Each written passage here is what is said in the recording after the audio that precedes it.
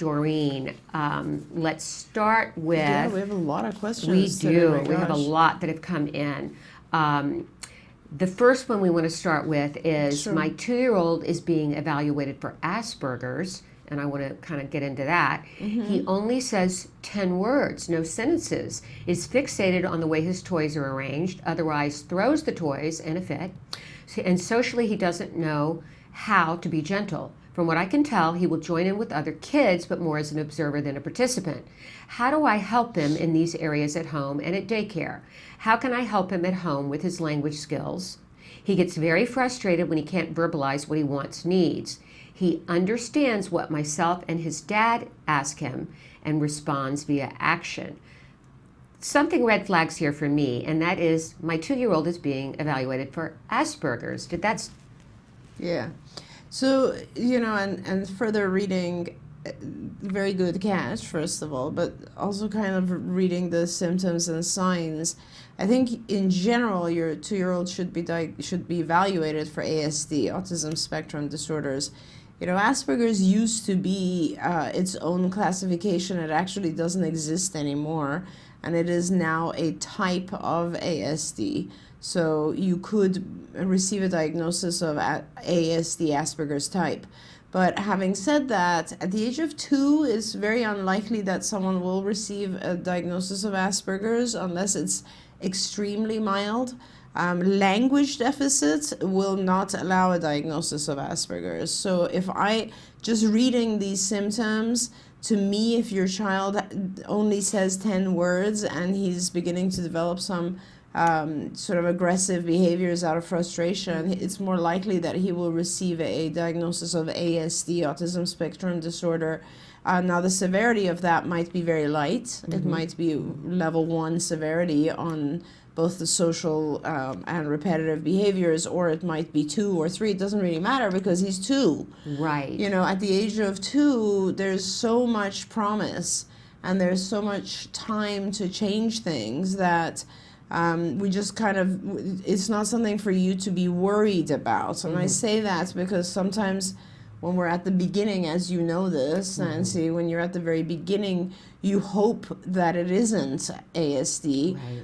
And then just, if the child does have a need to be diagnosed, it's only because once you're diagnosed, you receive treatment. And we don't want to delay that. We don't want to, avoid that or think it's not true, because the sooner we get over our own fears, the sooner our children will receive the interventions they need. So right. Denial does not serve a parent well. Thank you. That's the word. Yeah, exactly. And from my perspective, don't worry. Go and get the evaluation for ASD. Figure out. It sounds like they're already set up with someone to be diagnosed. Yes. But I'm just curious why just the Asperger's was right. Yeah, and I have to say that. So now you're asking about how do I help him because he gets very frustrated, and you figured out a very key aspect of what all of our kids have to deal with is that they can't communicate their needs and they get frustrated and then they aggress.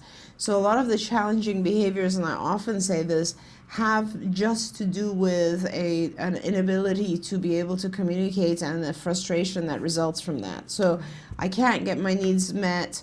I'm going to hit because then I know you'll pay attention to me. I'm going to pinch you because I know you'll give up that object I want. So all of aggression which this child is developing or frustration is really lack of communication. Now, it's not like, how do I help him? You do an ABA program. It's not something you do on the side. You basically engulf his whole life into an ABA program right now at the age of 2. This is where you have the highest hope for success.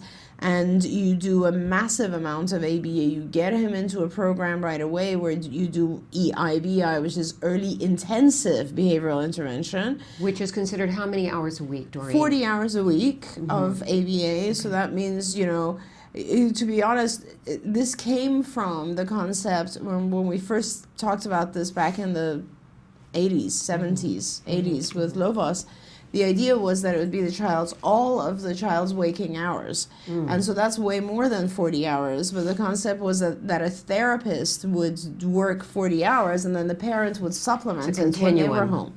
Exactly. So it's really all of the child's waking hours as much as you can. And the concept is you teach the child all these skills, like communication of basic needs, or at 2 he should be tacting, which has to do with pointing out things in the environment and labeling them and saying, oh, look at the red truck, or whatever, and describing things, and all of that should be happening at 2. 10 words is a 1-year skill, or even below 1. It's like 9 months to 12 months. So he is already 1 year delayed. You need to get him into an ABA program which will deal with his speech as well, and will get things going pretty fast.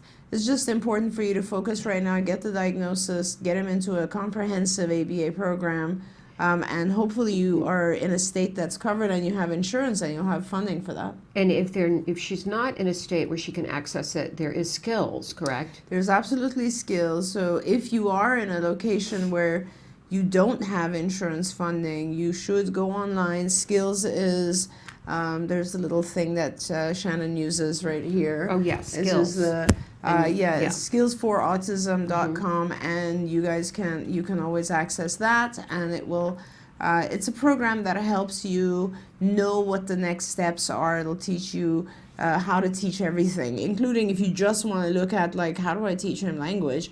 There's a whole language domain. It's a massive number of lessons to teach just in the language area. And it does go by age, so you will answer a bunch of questions, and it'll only offer you lessons that are appropriate for a 2-year-old. You'll also want to learn techniques. You'll want to learn how to do ABA, and for that you go to Institute for Behavioral Training. That's ibehavioraltraining.com, and there you'll learn how to manage the challenging behaviors, how to handle it when he gets frustrated, all those types of things. In an ABA program, you need to know the techniques and you need to know the content. The skills brings you the content, IBT brings you the techniques, and you could do it yourself with a lot of help from other people, because you really have to do many hours. With our kids, it really does take a village. It's more like a country. Yes, exactly. But please let us know if you write in again if you would like us to give you more information, or if you are in a state and you don't know if there's coverage. Most of our states are covered now. Yeah. And most insurance, and of course Obamacare, you can get coverage through Medicaid now. So. Right. Now she mentions he's in daycare. You would advise having an aide one-on-one, correct? He's 2, and I don't know. I would have to see his functioning level. I would either have an aide with him, or I'd pull him out of daycare and do intensive therapy, because he's only 2. It might not be possible. This mom might work full-time. Yes. Well, now we have center-based at all the card sites, right? So if you go with card, we would probably have you drop him off at our site where he would get therapy all day long. Right. And that is what he needs. He needs a lot of intensive therapy right now. It would teach him way more than just language. In the beginning, I think, Nancy, and you might comment on this, I think parents think it's overkill, like 40 hours. My God, what are they going to do with 40 hours, Right. And you look at it and you think, like, okay, that's too much. But then if you look at skills, you'll see the number of things you actually have to work on. And honestly, before you know it, the child is 4 and we're out of time, because now we have academics has to join in as well. Right. And then we're like, oh my gosh, we have to do all this academic stuff, and we don't have enough time to focus on the things that are important to his daily living. Yeah, if I were to respond to this mom, I would just say it may seem overwhelming right now, what Dr. Granpeesheh just said, but he's 2. And, my son Wyatt was diagnosed late. He did not really get treatment till 4 3/4, and we did do the intensive 40 hours a week at that point. I would give anything to be able to go back and have those 2 more years where we know the neuroplasticity of the brain is more malleable. Yeah. So the good news is time is on your side. Yep. Go after this. Don't be intimidated, and just don't give up. Get your child into an intensive ABA program now. Right. Okay. Absolutely. So let's move on.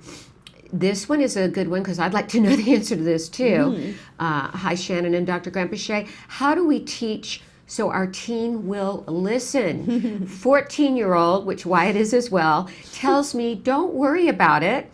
I'm being put on extinction. The parent is being put on extinction. If it's urgent, I hold his phone hostage and get immediate compliance. But I want to respect his independence and be able to teach or coach without nagging. He is an awesome kid. Our main challenge is finding a healthy alternative to his favorite sweet drink. So that's kind of lovely, actually, because it's a very high level issue to have. Right. You know, I think this is typical of all of our teens. 14 is a tough age. My tell God. me about it. Yeah, and they just they believe they know everything, and they believe they know more than we do, actually. And aren't they starting to really assert their independence?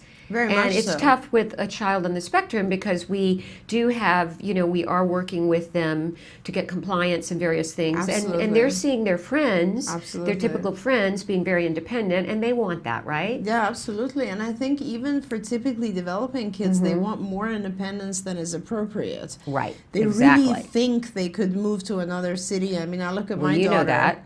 Yeah, I look at my daughter, and she's 14, and she probably could function on her own, quite honestly, because she's so capable. Knowing Charlie, I'm sure she could. Yeah, she could, but the thing is, because of that, because they become more capable as they age, they start to really believe that they can they're right about everything, and they become a little bit fearless. Right. And that's what's dangerous, is because there's so much we learn from being hurt, I suppose. Yeah. So I think part of this, to me, is to some extent you have to let them experience their own punishments, their own natural environmental punishers. Which we as parents always resist, because maybe we've gone through experiences in life which have taught us, never do this. Right. But we can't necessarily have our kids live that through us because they haven't experienced it themselves. So to some extent, we just need to not nag. We need to let them do their own thing and make their own mistakes. That is important, because then they'll really learn it forever. Right. And then to some extent, as Nancy said, of course, our kids on the spectrum, we're even more concerned because they might not be aware of certain things that are going on around them. So it's very hard for me to answer this because I don't know the functioning level of your 14-year-old. He sounds quite high functioning. It does. If you're saying, He does. Don't worry about it, things like that. Absolutely. And, so you have to ask yourself if he really, do you need to worry about it? Is he able to? I mean, isn't some of this possibly typical behavior? Exactly. Because 14-year-olds rebel, right? Absolutely. And like you said, as a parent of a child with a disability, we're a little bit more protective even. Right. So it could be that in this case, you need to step back and let him do his thing. Okay. And sometimes you should ask yourself, like, for example, let's talk about that sweet drink. Exactly. Let's cover that specifically, because I think she really wants help there. Perfect. So we'll talk about the sweet drink. So why would we want to change this? Let's ask ourselves. Help. Is it just, that's the thing. Is it just because we think anything with sugar is going to necessarily be bad for him? Okay, well, that's not necessarily true, unless, is he overweight? I have to ask that. If he's overweight, then this becomes an issue. Right. What about jacking him up? Exactly. Does he have bad teeth? That's another one. Wyatt has never had a cavity because he's never had juice and sugar. Okay. And the third one is, does he get hyper? So are those the three issues? Do those issues exist? Or is it just because you feel like, sweet drinks are no good? Right. And so, if one of those issues actually does exist, then you have, what I'm trying to say is, first of all, if you don't have one of those issues, then leave it alone. If you do, choose your battles. If you do have one of those issues and it is one of the primary things, then you simply need to find something. These days, this is very easy to do. We have very healthy, we're just talking about stevia. Exactly. My Stevia is son, I don't know extremely where good. this mom lives, but they make an excellent, they do an excellent line of soft drinks sweetened with stevia. And Wyatt, that is his reward. He makes his own popsicles with them, which he gets freely. Yes. And I use a stevia, he gets a half a cup of his favorite ginger ale sweetened with stevia in the afternoon when he gets home from school. That's so, but fantastic. how would she may get some resistance initially substituting the drink. How do you do that substitution? Right. So two things. One is I want to know where you get those drinks from because I'll tell that's you. awesome. Okay, I can give a shout out, can I, to a Yeah, store? of course. You get them. It's the Sprouts carries it, which I don't know how many great, places Sprouts great. is. They're very pro autism, by the way. They help. Yes. They do a lot for Autism Speaks, and Act Today has actually gotten a grant through Sprouts. Yes. And the Whole Foods. Oh, great, they're becoming great. very common. These Great. stevia. Yeah. And, Yeah. Okay. And so. stevia is very, very good for you. It has, there's no harmful anything about So it. how would It's she a plant. substitute that out? Would it be So a process or an overnight thing? I think what you can do is you can generally have his favorite drink as the reinforcer. Okay. This is called Premack principle, where you basically use a current reinforcer to reinforce What's it called? Premack. Okay, Premack. What does that stand for? It's the name of the guy who came up with Oh, this theory. got it. Okay. Premack.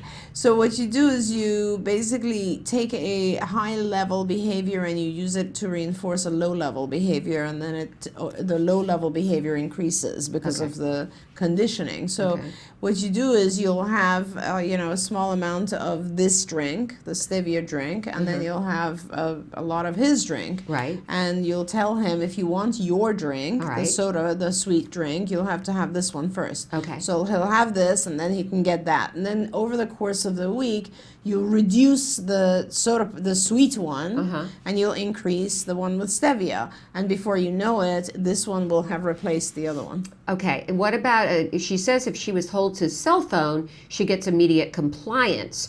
Would there be, my thought would have been maybe to go to cold turkey. Well, if you drink this stevia drink today instead of this, Coke, you get your cell phone. Right. Would that work or no? It might work, and it has a lot to do with the functioning of the child again, and we don't know the function of the child. And I always try to, there's two things. One is, you want to try to be fair, and you want to try to be reinforcing. So for me, if I take away a valued object and say, you have to do things my way, and then I'll give you back this valued object, I am now associated with this ogre of a person who is now governing the child and all this sort of stuff. Whereas if I do it through a game of reducing this one and increasing this one, it's almost like the child has control over it themselves versus I've taken away control. Right. So I always try to do things in a way that the child feels like, I couldn't care less. They're about the same. I'm fine with this. And they make the choice. When you force the child to do things, however, even if it's something that's necessary, if you force it on them, there's always an immediate defense mechanism of, I don't want to do it just because you're forcing me. So I always try to avoid that. But having said that, if this is an almost typical teenager, then of course, then it becomes a lot easier, because then you can actually make a list of things that are required for having one hour of their cell phone. I mean, you could make all kinds of token economies, but it really just depends on the level of functioning of the child. Okay. And we have from a viewer, hi ladies, thank you for your show. How do I help my son tell me about his day? I have the same problem. This child is younger. He's at a typical K class. He just started. One teacher, 17 kids. He didn't qualify for an aide. Any tips with getting answers about his day? Yeah, so it's a little bit harder to do this because you're not in class with him, but if he's in a typical K class, that means he's in 30 hours a week, so it's full day almost. And so I think what would be helpful is some sort of a visual schedule to help him. And he's in a typical class, so I'm guessing he's pretty high functioning. We have a lot of prerequisite lessons that come before the lesson I'm just about to talk about. Okay. So with this lesson, what you do is you basically have segments of the day that have to do with his school. So, for instance, circle time. Maybe they start usually with the national anthem, and then they'll have like a little section which is just talking about the calendar. Maybe is the first one, and then there's like circle time, and then there's like maybe I don't know stations, and then there's whatever it is. So you find out exactly from the school, and you segment it into like 10 different, all the different activity changes, including lunch, recess, whatever it is, and you put them out on a piece of paper, and if he can read, great, you just write the title. If he can't, then you take a photo of something at school that resembles that activity. So like all the kids playing outside, or all the kids sitting at lunch, or all the kids at their stations, or all the kids sitting around the teacher when they're doing calendar, so that your son can recognize exactly which segment you're talking about. And you put the photos on a big board like this, and then when your son comes home, you ask him to tell you one thing that happened in each of those segments. And that way he will be forced to talk about it. Right, and visually, since our kids generally tend to be more visual learners, that's a great prompt for him. Yeah, it's just that, like, when you say what happened in today, that's today means nothing to our kids. So it's kind of like making it mean something. Okay. Means, what did you do during this time, this time, this time, this time? And then what I find to be very helpful and very important, because you also at the same time kind of want to teach your child, and again, this has to do with the functioning level. So you initially just want the child to kind of vocalize something about each activity. But the more important thing is that in normal conversation, when you ask a child, what did you do today? They only tell you the important things. This is called saliency. They don't tell you, and then I went to the bathroom, and then you don't tell you all the details. They just tell you, a kid like threw up in class today, like they tell you the important things. Right. So you have to, if you have this table, let's say, if you're depending on the level of the child, after he's able to tell you one or more things in each segment of the day, then you really want to like help him understand what the important ones are, because he's told you now everything, and you'll say, okay, so is this one a big thing or a little thing? Is this important or it's not important? And you know which ones are important because he's already told you. So you'll help him highlight those. And then you'll ask him at the very end, you'll say, okay, so what did you do today? And then he'll tell you the important ones. Do you know what I'm saying? Yeah, I do. So it's kind of like you help him visualize everything that just happened, and then to identify the important ones, and then to respond with the important ones. Now, this is important in everything you teach him from that point forward. Like, summarizing a story, reading comprehension, it all has to do with being able to pick out the important features of what you just read. Right. So finding the important things in a bunch of dialogue is also just a very important skill. It has its own value. And of course, just to be able to vocalize a bunch of stuff about each segment has to have prerequisites, right? You have to have enough language. Yeah. You have to be able to, like, express things in a sentence format, perhaps describe things that you saw. All of this is a little hard if you have absolutely no contact with school. So, I think the parents said he didn't qualify for an aid, which hopefully means that he's high functioning enough, and you don't really need an aid. Sometimes we can't teach our kids these things unless we have a little bit of help at school, someone who can actually prompt the child at the time. This is what we're doing. Well, I'm going to ask you, for selfish purposes, Sure. When I pick up Wyatt, and Wyatt's 14, I say, how was school today? And, tell me about, what you did in your classes. And he says, I don't want to talk, Mom. He wants to listen to his music. I want to be quiet right now. Now, how do I deal with that? Okay. So his music, I assume, is with you? Yes. He's in the back. He sits in the back so he can... And you give it to he gains has access his own once iPhone. He enters. Yeah, but he doesn't have it at school. No. Okay, perfect. So what you do is you take his iPhone and all that sort of stuff and just keep it in the front, keep it in your hand. Okay. When he gets in, you ask him, tell me one thing. Okay, he's going to get a little annoyed probably. That's totally say, fine. I don't want to talk about it, You and say, maybe raise his voice. And then you'll hold the iPhone up and you'll say, I need one thing. And he'll tell you one thing. Okay. And then you'll give him his iPhone and leave him alone. All right. And then you'll do that for a whole week, maybe 2. Okay. And then when he will get to, when you do it enough, he'll be an automatic. He'll sit in and tell you one thing and you'll give him the iPhone. That's when you make it 2 things. Okay. And then you just keep going up a little bit until it's reasonable. Don't make it be a list of 10 things. Okay. Make it reasonable. Now, what's more important for Wyatt's level is that he will immediately figure out, because he's smart, how to get his way. He'll immediately figure out how to give you something which may have not even happened. And that's the key with him. You really need to know that it was something that happened. Okay. And I don't know, I can check, with the teachers or the aide. Exactly. That's very important, because if I know him, he'll just blurt something else in order to get his iPhone. Right, because he's smart. Is it something that a therapist could do with a child as well? Yeah, absolutely, of course. Go over their schedule and say, can you tell me a little bit about what you did in math today and what you did in reading and what you did? I mean, it's one of our lessons, right? Tell me about, and it goes into detailed activities. Okay. And if the child doesn't have the skill at all, you can certainly practice it at home with other things. Like, for instance, you have a whole Saturday. You can segment the weekend, and you can say, first we had breakfast, then we had this, and you can do this with your child so he understands the concept. So you'll list out all the segments of a weekend, let's say Saturday, Sunday, like morning breakfast, then we went out shopping, then we went to the park, whatever, right? And then you'll ask the child, so what did we do here? And he'll say something, and maybe he won't know. Maybe he won't know what you're asking, so you can help him. Right. Because you were there. Right. And iPhones are great because you can take a picture and you can show the child the picture and say, remember this? And tell me about it. Right. And you can say, okay, see, like we went out for breakfast. And then have him say, we went out for breakfast.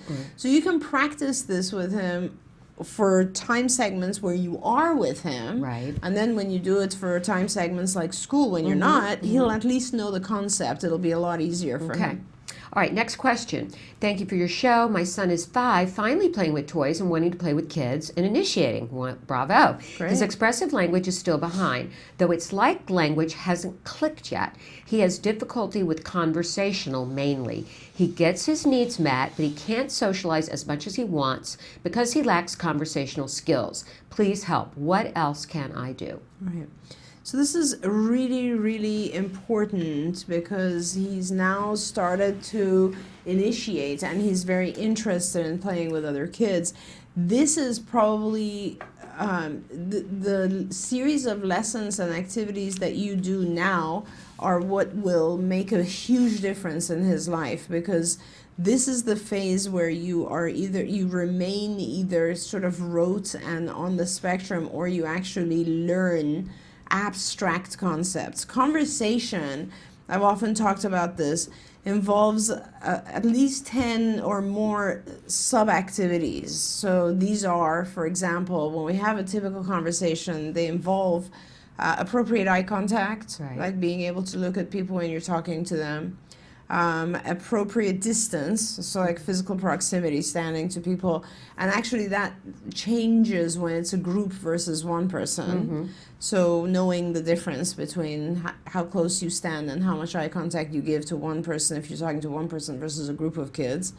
How to enter a conversation, which is very important, and like you will you can't just blurt in, you have to like wait your turn and you have to find a moment, and then you have to introduce it through some concept. Like, by the way, guys, last night I saw whatever. You can't just jump in and talk about a show you saw. You have to introduce it. And you have to introduce it in a way that's relevant. So the topic has to somehow, something has to allow you an entrance, and those are cues that we teach the child. And then once you've introduced it, you have to look for body language. You have to look for responses. So you have to be able to see how people are responding. Are they interested or not? I mean, obviously, you have to have the conversational skills, the language skills to say a few things, you know, like, hey, I had cereal for breakfast. What did you guys have? Or time sequence, like yesterday I did blah, blah, blah. So you have to have those content skills, obviously. Right. And so now you've said your part and you've looked at everybody else's reactions. Now there's all these other things you have to be able to do. Like, what if people have a reaction that indicates they did not understand you? You have to be able to clarify. What if they have a reaction that says what you said was boring to them, they're about to walk away? You have to be able to repair conversation. What if they have a reaction like they're hurt? You have to be able to improve upon and make it more empathetic how you said things. But I mean, so people's reactions then produce your next communication. Your first communication, in other words, your first statement, for this, so here are the phases. How do I enter? And that has a whole bunch of stuff around it. And it's like, what should be my first sentence? And that has a whole bunch of stuff around it. Like, how do I introduce it? Should it, is it appropriate to this audience?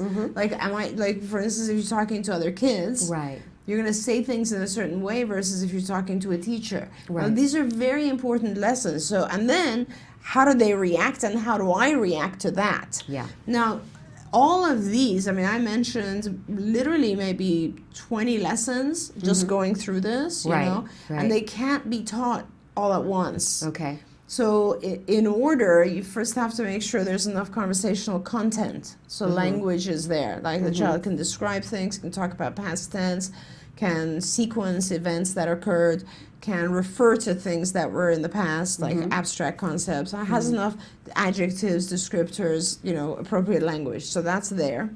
Then you have to work on all the physical components of entering a conversation. That's what we call it. It's a whole section of our curriculum called How to Enter Conversation. It's multiple lessons. And then you have to look at the introductory statements, appropriate introductory statements and introductory body language, contextual cues, all of that. And then you have to look at reading other people's reactions and then appropriate dialogue after that. Because if someone walks away, your next statement's going to be, oh, hey, you want to talk about something else? Or, hey, where are you going? Can I join you? Or, whatever it is. Whereas if someone gives you a question, then you just answer the question. So all of your behavior after your first statement has to do with their response. Okay. And that's conversation. And conversation is not an easy thing. Right. Now, what was the age? 5. At 5 already, it's astonishing the complexity of conversation amongst typically developing 5-year-olds. Okay. And I think, to help you as a parent, I think what you should do is just do an observation, if you can, of 2 or 3 other 5-year-olds. And, if they allow you, record it, and then go home and just look at the subsections of what they're talking about. Content-wise, it's always important to talk about the same things, right? Like, what is the fad right now? What are the things that 5-year-olds are talking about? That's incredibly important. Just like with any child. I look at my kids who are teenagers or in their 20s, and you look at it and they're like, they have completely different words, even, Nancy, that we didn't even know about. But anyway, it's important to have like the twerking. The Twitter handle. Yesterday I was out with my daughters and they were like, "What's your handle?" I'm like, right. Handle? Yeah, right. Yeah. Anyway, so all that sort of stuff is important content-wise. But it's all this peripheral stuff is what makes conversation normal. Well, how does this mom, she doesn't say what kind of program she has for him. Right. She doesn't, what would you suggest she do to work on this? I would really, the best thing you can do, honestly, is go on Skills. Go become a member, or just for 1 month, go on Skills. It is skillsforautism.com. And go answer questions about your child, which is a lot of questions. And right now I think we have 2 options. It's a short assessment or a long assessment. Doesn't really matter. I always recommend the long assessment just because it does take a lot of time, but it is much more comprehensive and it gives you a much better picture of your child. But then ultimately you want to go into the I would say, I think it's in the social curriculum, and you can actually do a drop-down menu and see all the different curriculum areas.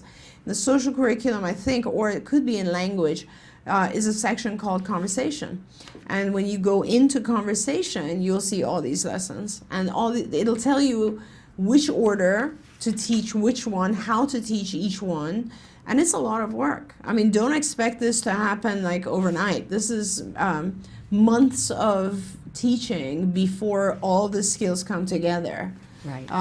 But it's totally doable. I mean, Right. you know, I love having conversations with our older kids or our recovered kids, and it's just always interesting for me how you can tell that they're actively thinking, but they're so good. They're so good, you know.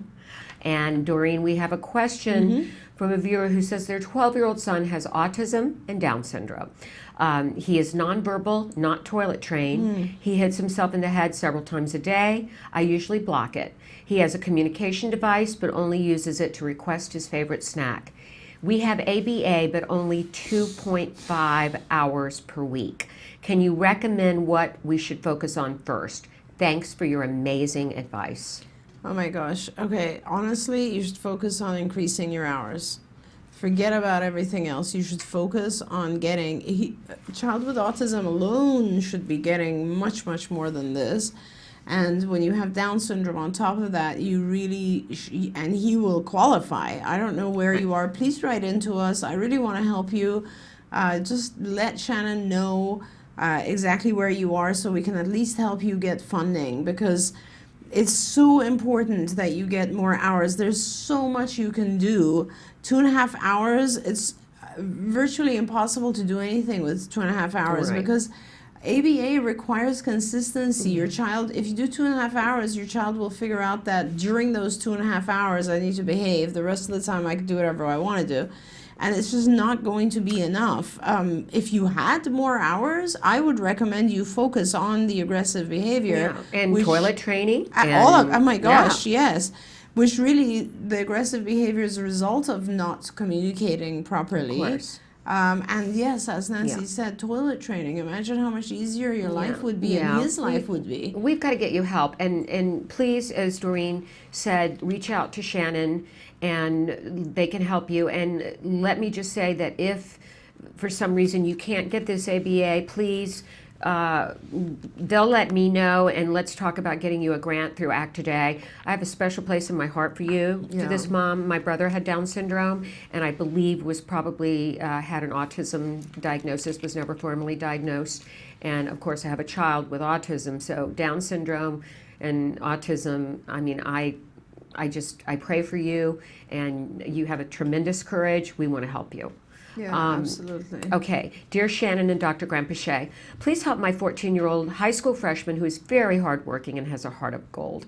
In conversations, his responses appear like he didn't hear parts of the question or didn't understand. Could it be my son hears us speaking like the Charlie Brown adults? What are the possible causes? How can we determine if it's hearing issues, auditory processing, recall, attention, or question mark? Thank you for your advice and positive energy. Thankful to learn from your answers. Shannon, your parent perspective and passion are very helpful. You are all amazing. Thank you. And Shannon, she is amazing. Yeah. Doreen, what do you agree. say about this 14-year-old who is having a hard time with responses? Right. I mean, and hearing. And yeah, thank you very much for listening to our all of our other viewers as well, and we appreciate your positive comments. So, it could be any of those issues, obviously. So let's go through them. And you know, you clearly have a lot of expertise here, or understanding, a very good depth of understanding in regards to what it could be. Hearing issues, very, very easy. You just go and see an audiologist, and they will test his hearing. It's least likely that it's a hearing issue, but you never know. You never know, and it's important to rule these things out. So. You do an audiogram. It's one of those rooms where they have different items in the corners, and items light up or make noise, and we have to look and see where he looks at.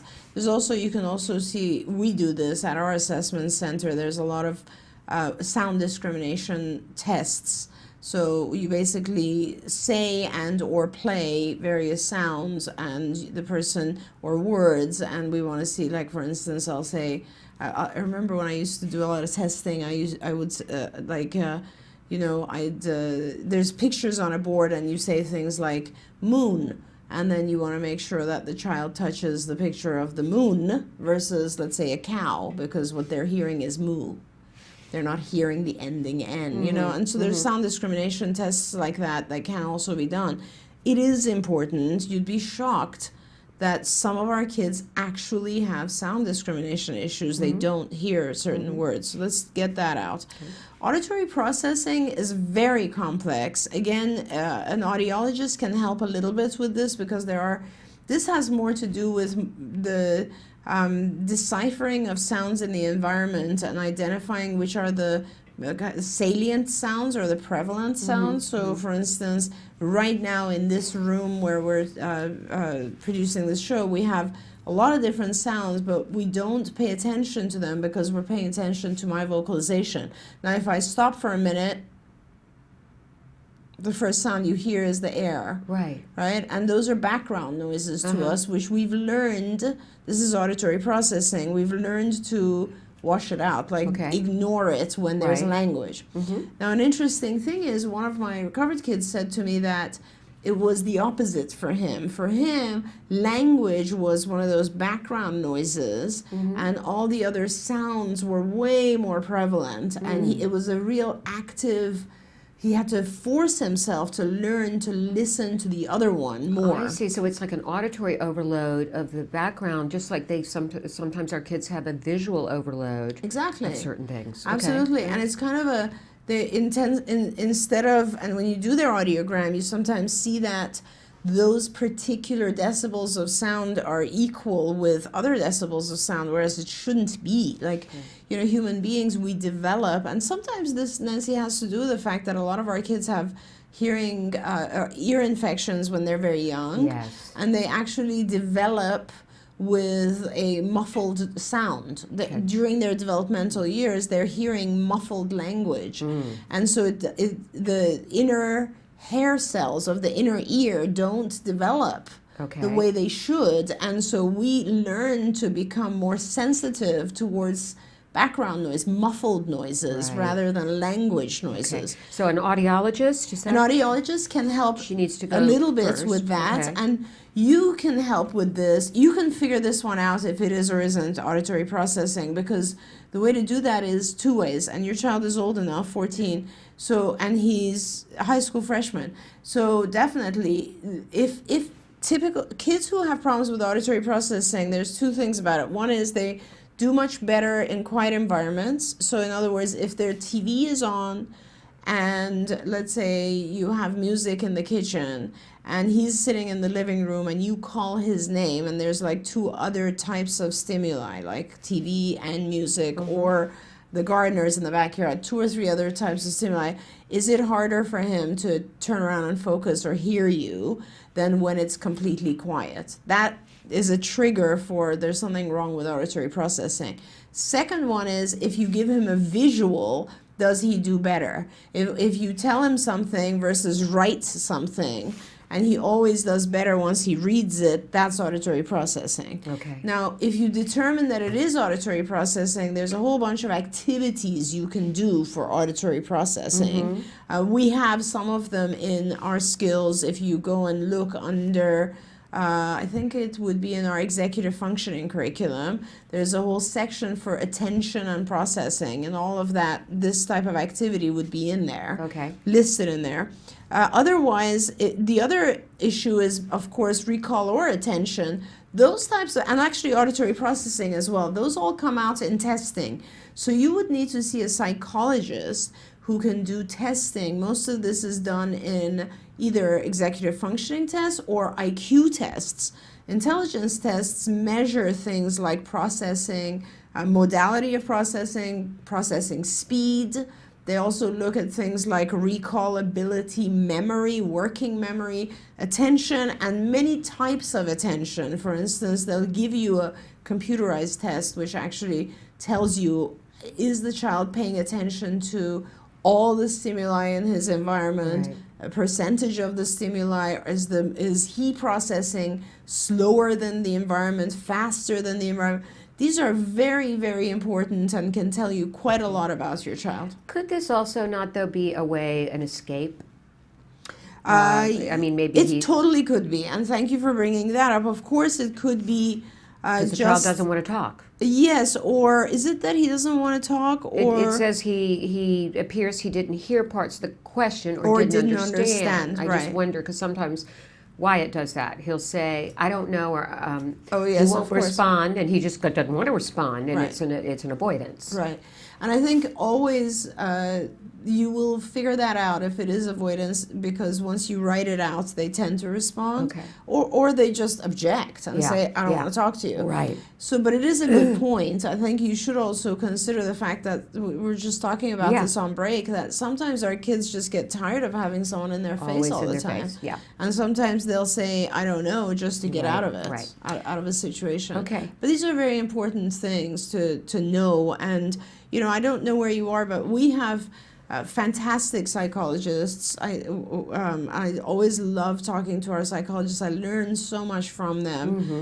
Yesterday I was talking to one of our psychologists here, and he was telling me about just kind of all the different aspects of fluency. And it's amazing how much information we get from testing. And it's important to benefit from that. In fact, I want you to bring Wyatt in for some testing. Okay, great. All right, here's a simple question. Do you have a training video on errorless learning and or functional communication training? Thanks, Kelly. Functional communication. I don't know if we have a training. Okay, so yes, we do in IBT, an Institute for Behavioral Training. So you would go to ibehavioraltraining.com, and there you will find definitely a module on errorless learning. I don't know if there's a module on functional communication. If there is, it's most likely under the adult section, because we do a lot of functional communication training for adults. But also, you're looking more for sort of process rather than content. So I would look on the IBT website. All right, we have only about 2 minutes. I'm going to try to get to a couple here that are quick answers. Is behavior therapy as effective for adults with autism as it is for children? It absolutely is. The effectiveness doesn't matter what the age is. It's definitely as effective. The issue with adults is that there's just more to teach. So, as you said, White started when he was 5 or 5.5. And we can teach just so much. When the child is 2, we have 3 more years to teach, and it's easier to teach a 2-year-old, because what your goal is to try to turn them into a 5-year-old by the time they become 5. You're trying to merge the mental age and the chronological age. So if you have a 5-year-old who's functioning like a 2-year-old, it's easier to get them together to reach the same age. But if you're starting, let's say, with a 10-year-old or a 15-year-old, it's very hard to teach a 10-year-old everything a typical 10-year-old does. It's impossible. There's just not enough hours in the day. Right. Whereas it is possible to teach a 2-year-old to start behaving like a 3-year-old. Right. And like a 4-year-old and like a 5-year-old. So that's why early is better, because you just have more time. But everyone can benefit. Adults, everybody. And particularly when it comes to problem behaviors, this can be so effective and so necessary. Absolutely. Okay. 100%.